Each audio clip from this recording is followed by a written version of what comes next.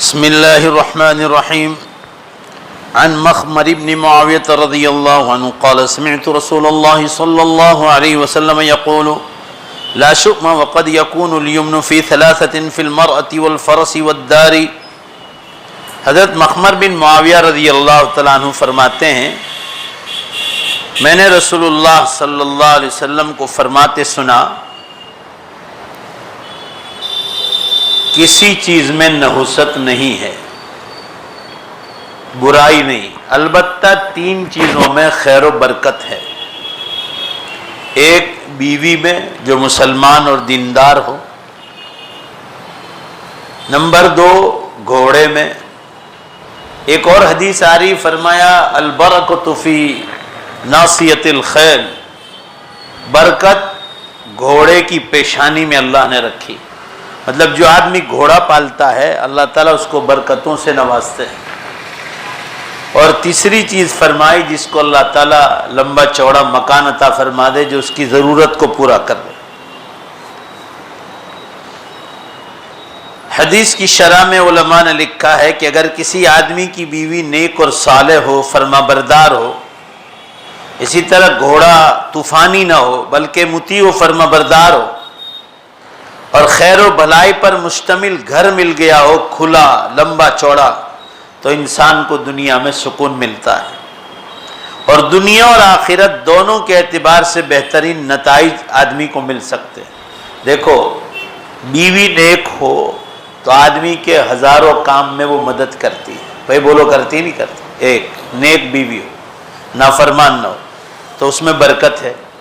دوسری چیز فرمایا تمہاری سواری میں برکت، یعنی گھوڑا اونٹ وغیرہ میں، کیونکہ انسان کو ایک دوسری جگہ جانے کے لیے اللہ نے اس میں خیر و بھلائی رکھی ہے. اب آج کل کی سواریاں ہیرو ہونڈا آ گئی، 4 ویل گاڑیاں آ گئی وغیرہ وغیرہ سب چیز. اور تیسری چیز فرمائی اللہ جس کو ضرورت کے مطابق کھلا مکان عطا فرمائے، کرائے کا مکان نہ ہو، خود کا مکان ہو. تو یہ بھی اللہ کی نعمتوں میں ایک نعمت ہے، انسان کو ذہنی سکون ملتا ہے. اور یہ تینوں چیز جس کو مل جائے تو دنیا میں بھی اور آخرت میں بھی اس کے لیے بھلائی کا ذریعہ ہے.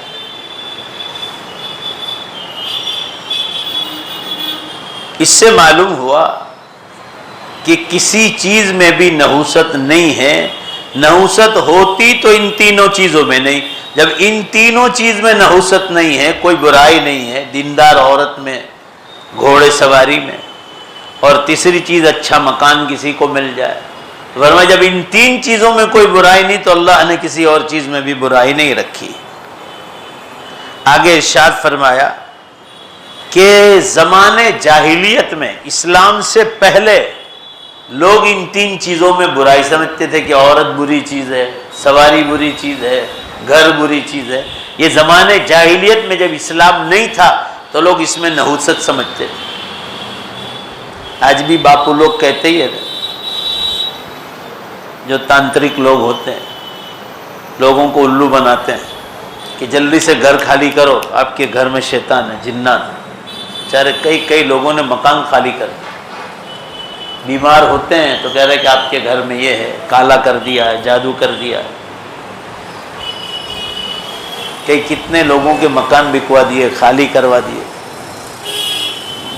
بعض دفعہ انسان ڈپریشن میں ہوتا ہے، یا ہمارے یہاں بہت ڈپریشن کے مریض آتے ہیں. آج تو کم تھے، آج تو تقریباً 72 تھے، 72 تھے. پچھلے ہفتے 93 تھے. شاید سردی کا بھی اثر ہو یا اومیکرون آ رہا ہے اس کا اثر ہو.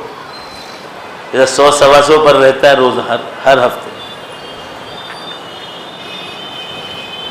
تو زمانے جاہلیت میں عورت میں، مکان میں، گھوڑے میں لوگ نحوست سمجھتے تھے. تو آپ صلی اللہ علیہ وسلم نے فرمایا ان تین چیزوں میں کوئی نحوست نہیں. نحوست ہوتی تو ان تین چیزوں میں، جب ان تینوں چیزوں میں نہیں تو کسی اور چیز میں بھی. آگے اس سے آگے چل کر امام اور محدث بہت ایک دوسری حدیث بیان فرما رہے جو اس سے بھی اوپر کا ایمان ہے. آپ صلی اللہ علیہ وسلم نے فرمایا یدخل الجنت 70,000 بغیر حساب. جنت میں 70,000 آدمی ایسے ہوں گے جو بغیر حساب و کتاب جنت میں داخل ہو جائیں.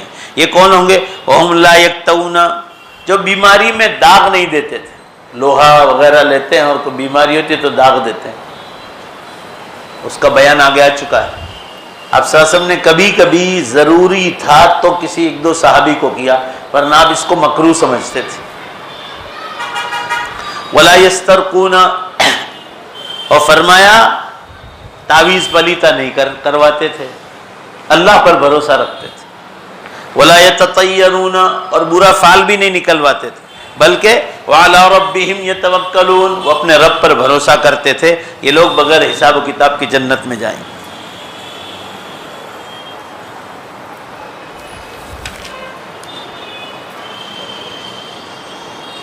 آگے کی حدیث زمزم کے بارے میں آ رہی، یا ہر چیز کو دھیان رکھیے، تندرستی بہت بڑی نعمت ہے۔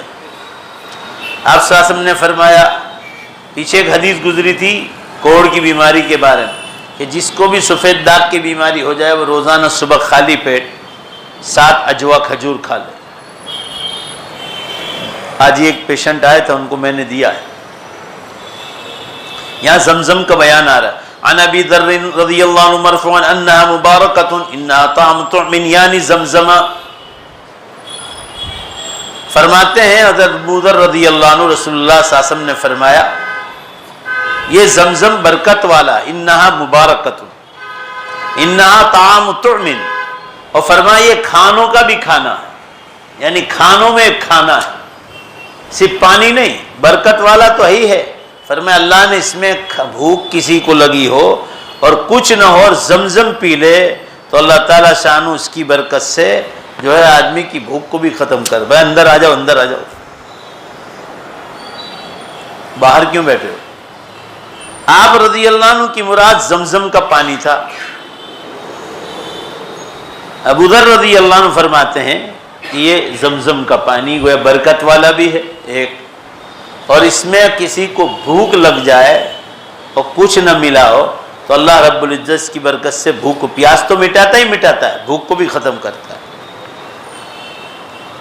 ایک دوسری حدیث آ رہی حضرت جابر رضی اللہ عنہ، وہ فرماتے ہیں ماء زمزم لما شرب له، ابن ماجہ کی حدیث ہے، زمزم کا پانی جس مقصد اور نیت سے پیا جائے، یعنی فلاں بیماری میں شفا مل جائے، یا اللہ میرا فلاں کام ہو جائے اس کی برکت سے، تو فرمایا وہ دعا قبول ہوتی ہے، وہ کام پورا ہو جاتا ہے۔ آدمی شرط یہ ہے کہ آدمی دعا مانگے۔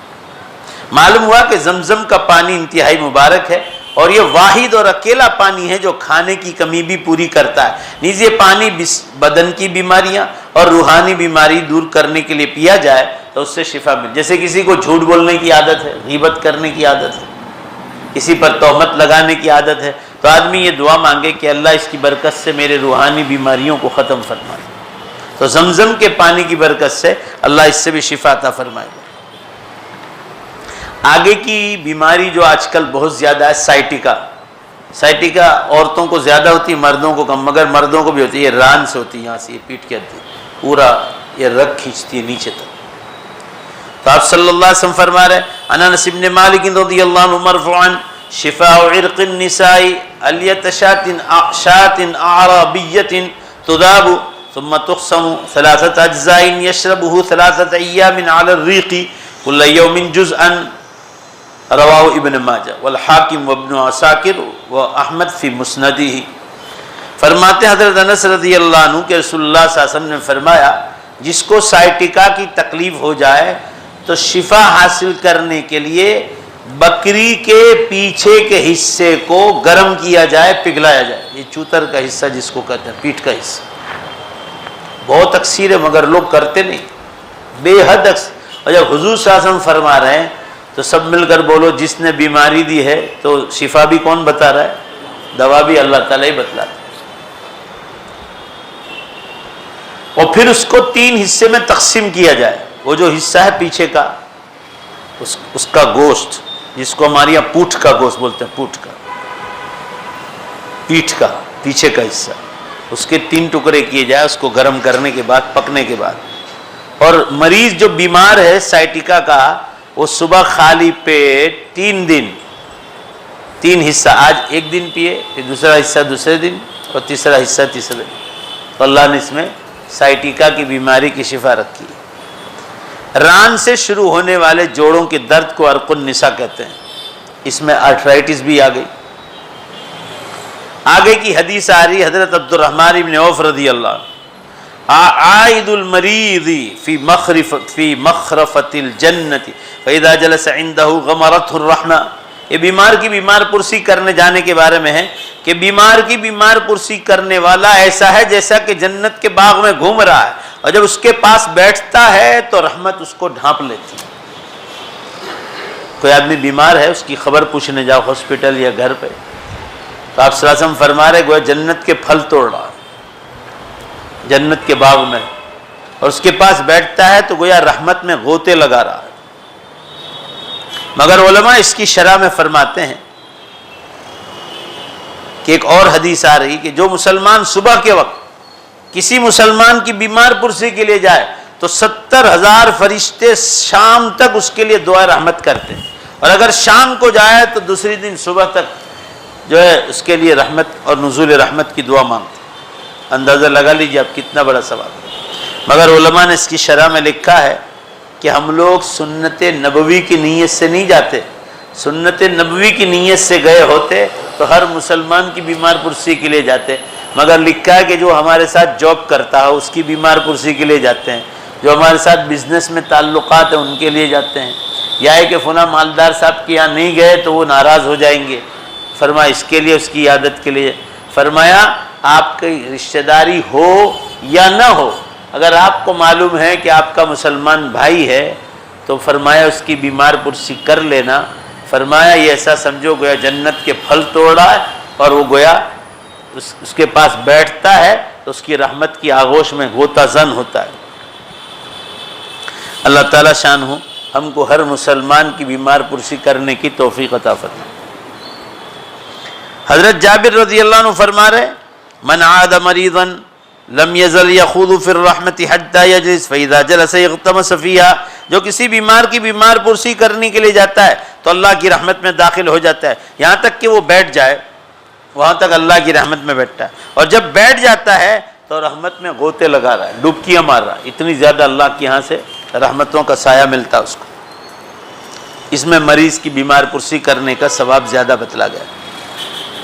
آگے کی حدیث آ رہی کہ عیادت سے کیا ملتا ہے، تو فرمایا عن ابی سعید الخدری رضی اللہ عنہ مرفوعا عودوا المرضى واتبعوا الجنائز تذکرکم الآخرہ، فرمایا آپ صلی اللہ علیہ وسلم نے کہ بیماروں کی بیمار پرسی کرو، دھیان دو کیا فرما رہے، بیماروں کی بیمار پرسی کرو اور جنازوں کے پیچھے چلو، یہ دونوں میں جاؤ گے تو اللہ تمہیں آخرت کو یاد دلائے گا۔ تذکرکم الآخرہ، یہ آخرت کو یاد دلانے والی چیز ہے۔ آخرت کو یاد دلانے سے کیا مطلب، آدمی اپنی بیمار کے پاس جائے گا تو اپنی تندرستی کی قدر کرے گا کہ مجھے دیکھو یہ آدمی بیمار اب مرنے کے قریب ہے، اس سے اچھا ہے کہ میں اپنی نیکیاں کر لوں، جو جوانی جو تندرستی دی ہے میں نیکیاں کر کے جاؤں۔ جنازوں کے پیچھے چلے گا، بھائی بیٹھ جاؤ یا تو وہاں باہر جاؤ، تمہیں سے یہاں کھڑے مت رہو، اور جنازوں کے پیچھے چلا کرو، تو اس سے بھی آدمی کو آخرت کی فکر پیدا ہوتی ہے۔ میت مکمل طور پر اخروی زندگی کی اوائل کی طرف منتقل ہو چکا ہوتا ہے، بیمار آدمی جو سخت بیمار ہو گویا آخرت کی طرف جائے، رہا مسئلہ بیمار کا تو اس کا یعنی میت تو گویا آخرت میں چلا گیا، مگر جو بیمار ہے جس میں وہ اب تک بیماری مبتلا ہے تو اس کی موت کا سبب بن سکتی ہے، اللہ نہ کرے، نہیں انسان کو اپنی صحت اور تندرستی کا احساس بھی ہوتا ہے کہ مجھے اپنی تندرستی کی قدر کر لینی چاہیے، اس لیے بیماروں کی بیمار پرسی اور میتوں کے پاس حاضری فکر آخرت کا احساس پیدا کراتی۔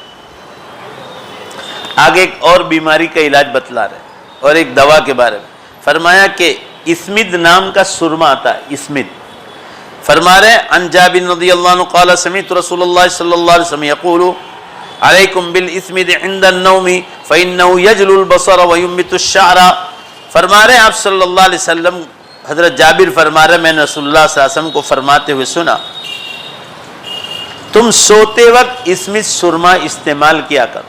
جو لوگ اس کا دھندا کرتے ہیں عطر کا، دکانوں پر وہاں جا کے پوچھو کہ اسمد نام کا سرما دو، آج بھی ملتا ہے وہ، یہ اس کے ماہر لوگ بناتے، تو آپ صلی اللہ علیہ وسلم نے فرمایا یہ تمہاری آنکھوں کی کمزوری کو دور کرے گا،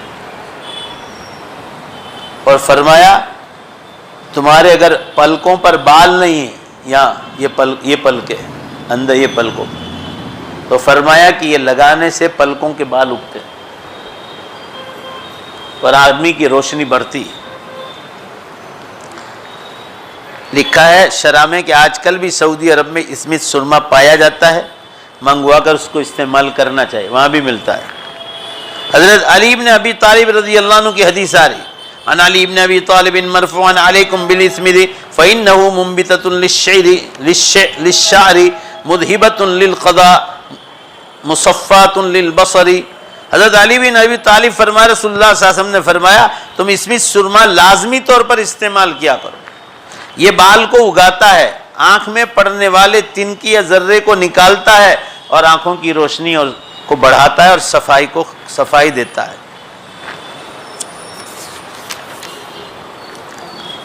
آگے کی حدیث آ رہی ہے، حضرت علی رضی اللہ عنہ فرما رہے کہ ایک بچھو نے رسول اللہ صلی اللہ علیہ وسلم کو ڈنک مارا، ایک بچھو نے۔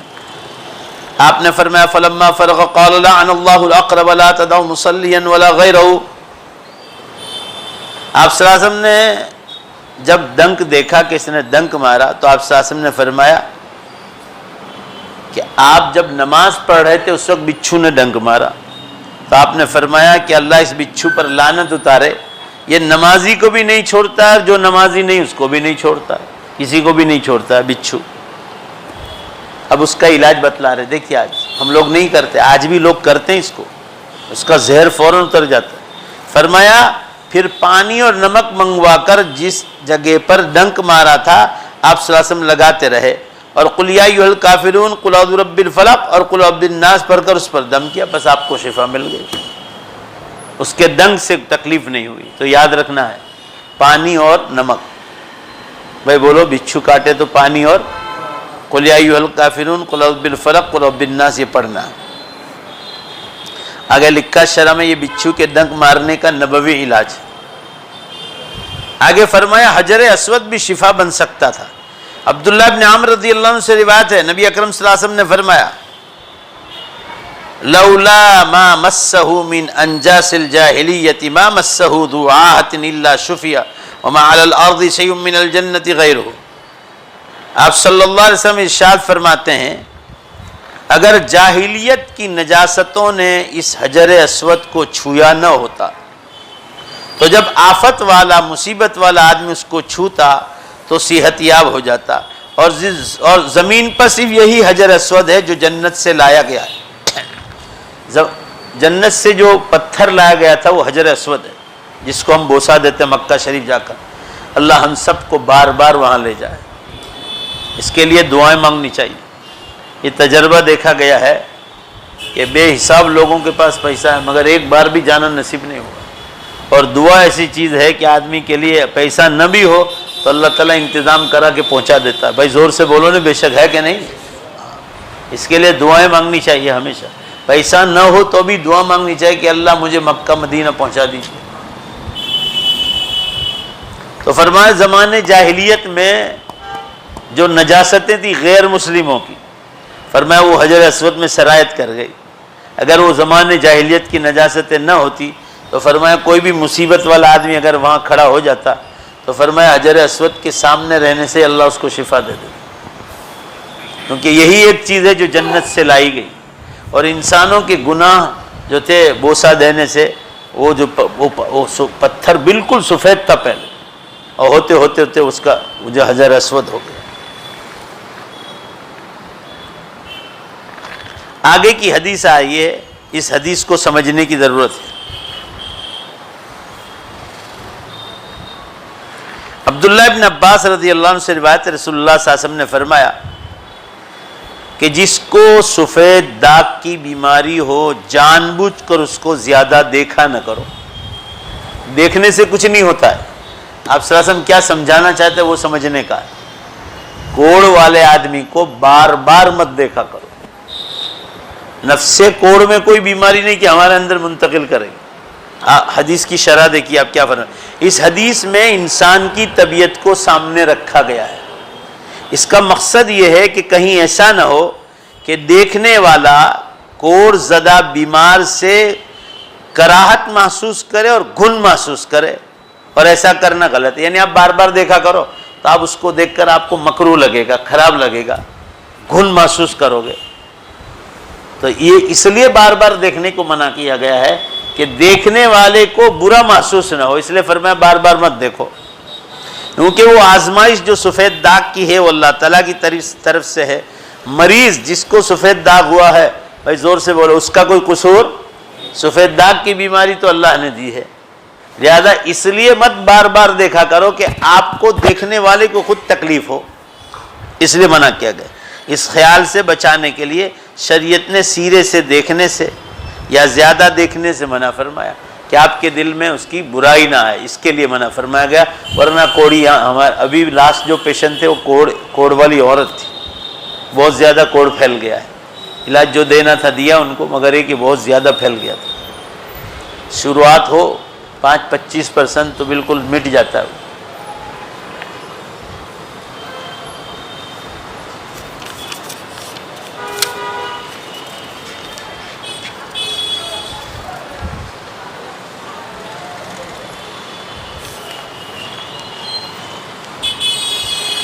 یہ حدیث ایک ہے۔ حضرت عثمان بن عاص رضی اللہ عنہ فرما رہے ہیں، میں نے رسول اللہ صلی اللہ علیہ وسلم سے قرآن مجید بھول جانے کی شکایت کی۔ عثمان بن ابو العاص نے کہا اللہ کے رسول میں قرآن بھول رہا ہوں۔ آپ صلی اللہ علیہ وسلم نے میرے سینے پر ہاتھ مارا، آپ صلی اللہ علیہ وسلم، اور فرمایا اے شیطان عثمان کے سینے سے نکل جا۔ آپ صلی اللہ علیہ وسلم نے ایسے 3 دفعہ کیا، ایسے سینے پہ ہاتھ مارا، ایسے کہا اے شیطان اندر سے نکل، وہ جن تھا۔ اس کے بعد مجھے کوئی ایسا لفظ نہیں بھولا جس کو میں یاد کرنا پسند کرتا تھا، یعنی جس کو میں قرآن میں سے یاد کرنا چاہتا تھا کبھی بھولنے نہیں پاتا۔ معلوم ہے کہ انسان کے اندر شیطان اور جن داخل ہو جاتے ہیں۔ قرآن میں یتخبط الشیطان من المس، مگر یہ کہیں کہیں قصے میں ہوتے، ہر قصے میں نہیں ہوتا۔ جس کو دیکھو جو بھی بیماری ہوتی ہے کہ جن لگا ہے، جو بھی بیماری ہوتی ہے کہ شیطان لگا ہے، جو بھی دکھا کہ تمہارے رشتہ داروں نے پلا دیا ہے، جادو کیا گیا ہے، لڑائی جھگڑے کرواتے ہو تو بھی نہیں کہنا چاہیے۔ تو بعض قصوں میں ہوتا ہے جن کے اثرات، بعض قصوں میں شیطان کا تخبط ہوتا ہے، لگ جائے۔ آپ لوگ کہتے ہیں کہ آپ صلی اللہ علیہ وسلم کا جادو بتایا گیا تھا، آپ صلی اللہ علیہ وسلم نے جس کو جادو ہوا تھا، تو آپ صلی اللہ علیہ وسلم کو جادو ہوا تو اللہ تعالیٰ نے آسمانوں سے بتایا تھا کہ آپ کو جادو ہوا ہے۔ بولو بھائی زور سے، کس نے بتایا تھا؟ اور کس چیز سے دوائی کرنی وہ بھی بتلایا تھا آپ کو، کہ قل اعوذ برب الفلق اور قل اعوذ برب الناس سے جو ہے شفا حاصل کرو۔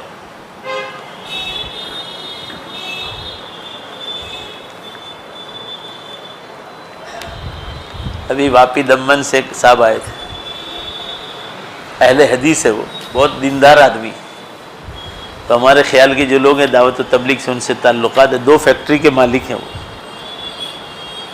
وہ آئے تھے، وہ کہنے لگے کہ مولانا میں اہل حدیث ہوں مگر آپ کے بیانات سنتا رہتا ہوں کہ میں کان پکڑتا ہوں آپ جو باتیں کہتے ہو۔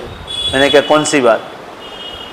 کہ آپ برسوں سے ایک بات کہتے ہیں کہ دنیاوی تعلیم کے ساتھ، یہ میں ہمیشہ بولتا ہوں، اگر جو اولادوں کو دینی تعلیم نہیں دی تو آپ کی اولادیں آپ کے ہاتھوں سے نکل جائے گی۔ کبھی شاید آپ نے بھی سنا ہوگا، بھائی سنا ہے نہیں سنا؟ اولاد ہاتھ سے نکل جائے گی، یہ میں بار بار کہتا ہوں۔ لہذا ہم نے کہا کہ ہم نے ہمارے پیپر کا نام اس لیے دین دنیا رکھا۔ کیا نام رکھا بھائی بولو؟ کہ دین بھی مضبوط ہو، ایجوکیشن اور بزنس کی لائن سے ہماری دنیا بھی مضبوط ہو، کوئی گناہ کی بات نہیں، مگر صرف دنیا پر نظر رکھو گے تو اولاد ہاتھ۔ تو ایسا کہہ رہے تھے کہ ایک کو وکیل بنایا، ایڈوکیٹ بنایا، اور دوسرا جو ہے IAS آفیسر ہے۔ تو وہ کہہ رہے تھے ایک کا نام لیا تھا، یاد تو نہیں رہا کون سا، بڑے والا چھوٹا والا، کہ وہ 2 مرتبہ میرے اوپر ہاتھ اچک چکا ہے، ہاتھ اٹھا چکا ہے اور مارا ہے اسے۔ 2 فیکٹری کے مالک ہے، بہت مالدار آدمی۔ کہا مجھے کان پکڑتا ہوں کہ میں دیندار تھا جوانی سے، مگر میں نے اپنے بچوں کو مدرسہ نہیں بتایا۔ بھائی ذرا زور سے بولو نا، بات سمجھ میں آ رہی ہے آپ؟ اس کے والد کہہ رہے تھے کہ میرے اوپر 2 مرتبہ ہاتھ کہا میں اس کے علاج کے لیے آپ کے پاس آیا، مجھے جو دینا تھا جو بتانا تھا ان کو بتلایا۔ یہ دیکھیے، وہ کہہ رہے کہ آج یہ حال ہے کہ دونوں فیکٹری میں سے ایک بھی فیکٹری میرے ہاتھ میں نہیں رہی، اور میں بیٹی کے یہاں، ایک بیٹی اللہ نے دی، وہ بہت دیندار ہے، اس کو شوہر دیندار ملا تو وہ بھی دیندار، ورنہ اس کو بھی میں نے مدرسہ نہیں پڑھایا تھا۔ تو کہا وہ بیٹی آج مجھے کھلا رہی۔ تو وہ ایک قصہ سنا رہے تھے، وہ اصل کہنا ہے آپ کو کہ کیسے کیسے باپو لوگ ہیں وہ دیکھو۔ میں نے کہا اس سے پہلے کہیں علاج کرایا؟ تو کہا ہاں۔ میں کہا کہاں کرایا؟ تو کہ ہمارے واپی میں ہی ہیں۔ میں کہا کون ہے؟ تو کہ ایک باپو صاحب ہے۔ میں کہا آپ اتنے دیندار آدمی اور باپو کے پاس چلے گئے؟ تو کہا لوگ جاتے ہیں تو میں بھی چلا گیا۔ تو میں نے کہا کیا کرایا؟ تو کہ بکرے کی کلیجی چاہیے، ایک بکرے کے گردے چاہیے، اور پھر پائے چاہیے، اور منڈی الگ چاہیے۔ تو میں نے کہا رہا کیا اس میں؟ اکھا بکرا ہی کہتے ہیں بھائی۔ اب سنیے، سننے جیسی بات، اللہ کا گواہ رکھ کر کہتا۔ وہ ایسا کہہ رہے تھے کہ پھر مجھے قبرستان میں بھیجتے ہیں کہ وہ الگ الگ لے کر جا کے وہاں جاؤ۔ وہ بتاتے کہ میں جہاں کہوں اسی جگہ دفن کرنے کا، معلوم نامعلوم جگہ نہیں کہ کوئی بھی قبرستان میں۔ وہ کیوں؟ وہ ابھی میں آپ کو بتاؤں گا۔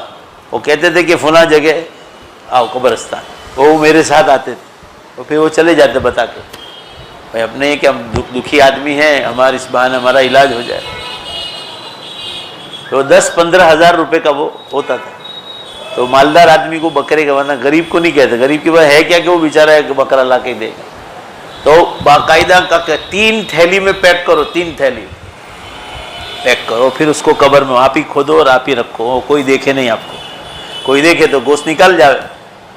وہ بابو کیا کرتا ہے معلوم ہے؟ وہ کہہ رہے وہ دفن کر کے آوے کہ میں دفن کر کے جاؤں، اس کے بعد جا کے دیکھے تو وہ کھڈا کھود کے وہ گوشت لے کے گھر چلا جاتا تھا۔ آپ لوگ بات سمجھ رہے ہیں؟ زور سے بولو نا بھائی۔ یعنی یہ لوگوں کو اس طرح بھی لوگ الو بناتے ہیں۔ بولیے آپ، میں جہاں کہوں وہی دفن کرنے کا، اور پیسے لیتے تھے وہ الگ۔ اب یوں تو مانگ نہیں سکتے پورا بکرا، اور 3 تھیلی میں پیک کر تاکہ وہ گوشت خراب نہیں ہونے پائے، برابر پیک کر کے اس کے پاس بیچارے پاس یہ کروا۔ اب اس طرح علاج کرے، اگر کوئی تعویذ وغیرہ دیتا ہے کچھ نہیں، بس یہ کرواتا کہ آپ کا کام ہو جائے گا۔ وہ بکرے کھول کے کیسی کیسی امت کی گمراہی۔ ابھی ایک صاحب آئے تھے، وہ کہہ رہے تھے کہ فلاں جگہ گیا تھا۔ میں آپ کو بتلا رہا ہوں کہ کس طرح لوگ امت دکھی آدمی کو کس طرح پکڑتے ہیں۔ کسی کو کہا کہ آپ کو 30,000 روپے دینے پڑیں گے، 30,000 روپے کام بنے گا آپ کا۔ کہ کیسے؟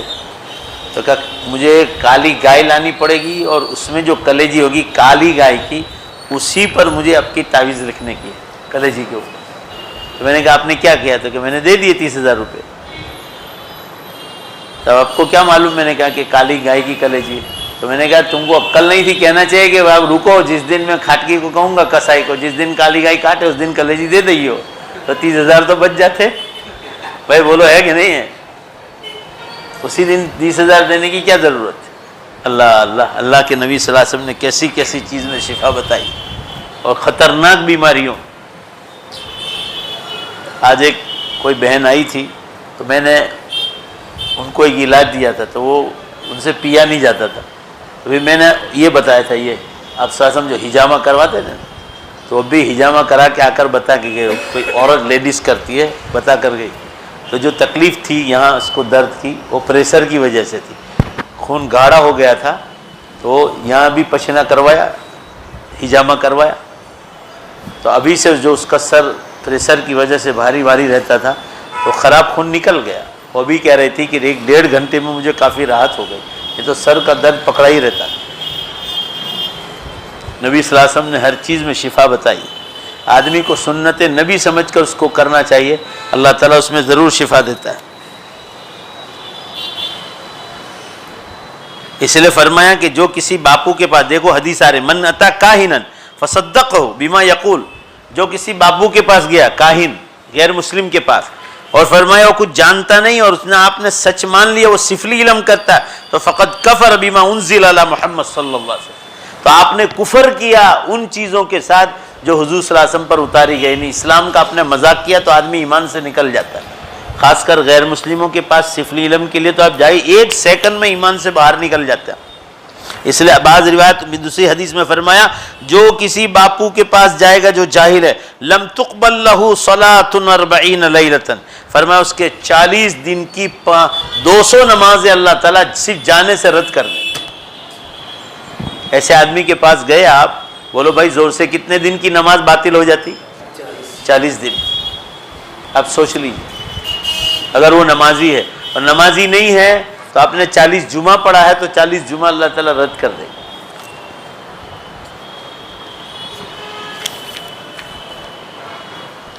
بس ایک حدیث ہے، اس کے بعد باب پورا ہو جاتا ہے۔ آپ صلی اللہ علیہ وسلم کی حدیث، حضرت ام المنذر بنت قیس انصاریہ رضی اللہ عنہ فرماتی ہے کہ رسول اللہ صلی اللہ علیہ وسلم میرے پاس آئے، آپ صلی اللہ علیہ وسلم کے ساتھ حضرت علی رضی اللہ عنہ تھے جو ابھی کسی بیماری سے شفا یاب ہوئے تھے۔ حضرت علی کرم اللہ جو آپ کے ساتھ آئے تھے، جو ابھی کسی بیماری سے اٹھے تھے۔ کچھ کچی پکی کھجوریں جو پک رہی تھی، لٹکی ہوئی تھی، رسول اللہ صلی اللہ علیہ وسلم نے میرے گھر آ کر اس کو کھانا شروع کیا، اور حضرت علی بھی کھانے کے لیے کھڑے ہوئے، وہ کھجور توڑنے کے لیے، کچی پکی تھی، لیکن رسول اللہ صلی اللہ علیہ وسلم نے ان کو منع فرمایا، یوں کہہ کر منع فرمایا کہ رک جاؤ اے علی، یہ کھجور میں ابھی تک، کیونکہ ابھی تک تمہاری بیماری کی کمزوری باقی ہے اور اس کچی پکی کھجور میں تمہارے لیے شفا نہیں، سو وہ رک گئے۔ ہاں پکی ہوتی تو شفا ہوتی، وہ کچی کھجوریں تھی، وہ پکنے کی طرف جا رہی تھی۔ آپ صلی اللہ علیہ وسلم نے فرمایا یہ تمہاری جو کمزوری ہے، جو بیماری سے اٹھے ہیں، یہ اس کو ختم نہیں کرے گا، کھجور ہوتا تو ضرور کرتا جو پکی ہوتی۔ وہ فرماتی، دھیان سے سنو، کہ اب جب بیماری سے آدمی کمزور ہو جائے نا، کمزور ہو جائے، کر کے دیکھیے آپ، حضور صلی اللہ علیہ وسلم ایسا زبردست نسخہ بتلا رہے ہیں کہ اس کمزوری کو آدمی 2-4 دن میں ہی ختم کر دیتا ہے۔ کیا فرمایا؟ تو جب حضرت علی کرم اللہ جو کو کچی کھجوروں سے روکا تو فرمایا میں نے جو اور چقندر کا ایک کھانا تیار کیا۔ حضرت ام المنذر فرماتی ہے، صحابی عورت ہے، میں نے جو کے دانے ملتے ہیں یہاں بازار میں ملتے ہیں، ہماری جو جوار آتی ہے نا اس سے تھوڑا بڑا ہوتا ہے، اور چقندر کہتے ہیں لال بیٹ کو، جو لال بیٹ آتا ہے نا، بیٹ روٹ کہتے ہیں، کاٹتے ہیں تو خون جیسا نکلتا ہے۔ فرمایا یہ دونوں ملا کر میں نے پکایا تھا، میں نے تیار کیا حضرت علی کا، اور آپ صلی اللہ علیہ وسلم کے پاس لے کر آئی تو رسول اللہ صلی اللہ علیہ وسلم نے فرمایا علی یہ کھانا کھاؤ، یہ تمہاری کمزوری میں فائدہ مند ہے۔ چنانچہ جو اور حضرت علی کرم اللہ جو کو چقندر دونوں کی سبزی ملا کر پکا کر کھلائی گئی تو اللہ تعالیٰ نے ان کو شفا عطا فرمایا۔ اس سے معلوم ہوا کہ بیماری کے بعد کمزوری آ جائے تو اس چیز سے اللہ تعالیٰ شان یاد رکھنے کا، جو اور لال بیٹ، بولو بھائی جو اور، یوں بھی کھانی چاہیے، بہت طاقت دیتی وہ، ہاں شلجم، لال شلجم، وہی لال شلجم بولتے ہو۔ معلوم ہوا کہ بیمار کے لیے بعض کھانے کھانا مناسب نہیں ہے، اور جبکہ بعض کھانوں کا استعمال زیادہ مفید ہے، جیسے ابھی بتایا گیا۔ اس سلسلے میں مریض کو اپنے ڈاکٹر کی نصیحتوں پر عمل کرنا چاہیے۔ حافظ ابن قیم رحمۃ اللہ علیہ نے زاد المعاد میں حدیث بیان کرنے کے بعد لکھا ہے کہ آپ کو علم ہونا چاہیے کہ نبی اکرم صلی اللہ علیہ وسلم نے سیدنا علی کرم اللہ وجہہ کو کچی کھجوریں کھانے سے منع کیا، جبکہ وہ ابھی بیماری سے اٹھے تھے۔ یہ آپ صلی اللہ علیہ وسلم کی بڑی بہترین تدبیر تھی، کیونکہ ایسے آدمی کا معدہ کمزور ہو جاتا ہے جو بیمار و کمزور ہوتا ہے، اور اس کی طبیعت اور قوت مکمل طور پر بحال نہیں ہوتی، بلکہ وہ ابھی تک بیماری کے باقی اثرات کو ختم کرنے میں مصروف رہتی ہے، جبکہ کھجوروں میں معدے کو بھاری کرنے اور بھارا پن لانے کی طاقت رکھتا ہے، لہذا ابھی وہ بیماری میں کمزور تھے، اور کھجور جو ہے کچی تھی پھر تو اور زیادہ بوجھل بن جاتی، لہذا حضرت علی کرم اللہ جو کہ آپ نے فرمایا ابھی آپ کی کمزوری ہے، بیماری سے اٹھے تو کچی کھجوریں مت کھاؤ، اس کے بجائے آپ صلی اللہ علیہ وسلم نے، تو آدمی جب بھاری غذا کھائے گا تو اس کی طاقت جو ہے ہضم کرنے میں اور دوسری طرف مصروف ہو جاتی، اور تندرستی کی بجائے آدمی اور زیادہ بیمار ہو جاتا ہے۔ آگے دیکھیے، جب جو اور لال بیٹ یعنی شلجم کا کھانا لایا گیا تو آپ صلی اللہ علیہ وسلم نے حضرت علی کرم اللہ جو کو حکم دیا یہ کھانا کھا لو، کیونکہ یہ کھانا ایسے آدمی کے لیے سب سے زیادہ مفید ہے جس کو کمزوری لاحق ہوتی، بالخصوص خاص کر جب اسے چقندر کی جڑوں میں پکایا گیا ہو، جس آدمی کے معدے میں ضعف ہو، معدے میں کمزوری ہو، اس کے لیے ایسا کھانا بہت مفید ہے۔ جس کا معدہ کمزور رہتا ہو، نہیں ہضم میں بھی فطور ہو، ہضم کی کمزوری، ہضم نہ ہوتا ہو، وہ بھی جو کے دانے اور چقندر ملا کر کھا سکتا ہے۔ چقندر سفید بھی آتا ہے وہ بھی چلے گا، اور لال چقندر بھی چلے گا، کوئی حرج نہیں، اور اس سے کوئی ایسی آمیزش پیدا نہیں ہوتی جس سے خطرہ محسوس کیا جائے، لہذا معدہ کمزور ہو تو ابھی یہ چیز کھانی چاہیے۔ یہ ہمارا باب پورا ہو گیا۔ اس میں ایک بہت لمبی حدیث آئی، وہ چھوڑ دی، انشاءاللہ یاد رہے گا تو ہم آپ کو سنائیں گے۔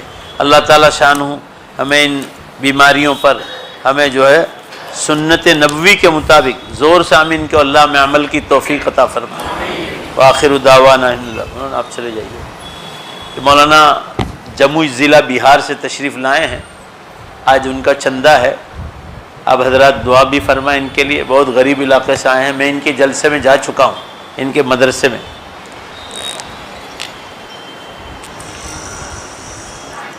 اور یہ سال میں پہلی بار آئے ہیں تو للہ زکوٰۃ صدقات اور خیرات سے آپ ان کی امداد فرمائیں۔ درود شریف پڑھ لے، دعا کر لیتے۔